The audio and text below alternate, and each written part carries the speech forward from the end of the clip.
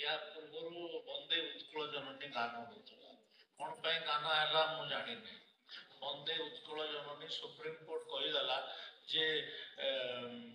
no state anthem राज्य रे anthem हे पारिबो नाही ओनली वन नेशनल एंथम तापरे भी प्रशासन तरफ एटा को वंदे उत्कल जननी बजेवा तात्पर्य कोन मु बुझी पारो नाही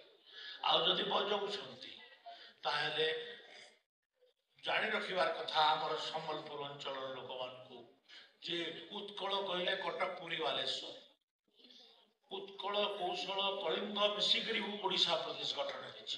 केवल उत्कल जयगान गाइब आ कौशल कलिंगर कौन पे जयगान हम एटा एटा एटा गोटे मानसिकता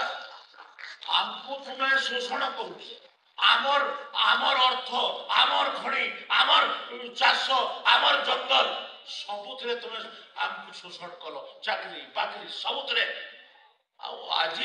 तुम्हें से कल्चरली भी हमको एक्सप्लेट करबा लागि तुम चाहो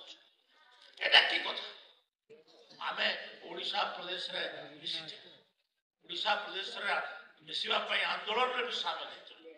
किंतु ओडिशा रे मिसिकरी हम सबुतरो बड़ भूल हला हम ओडिशा प्रदेश रे मिसि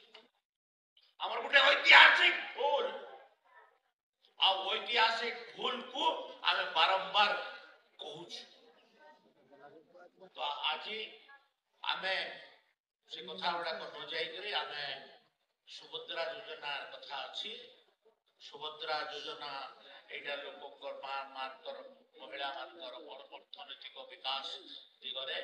आमर लाभ दब आज आमर किस्ती दिया जाउछि एटा आमर 5 वर्ष रे 50,000 टका आमको दबार अछि आ ए किस्ती रो सफलता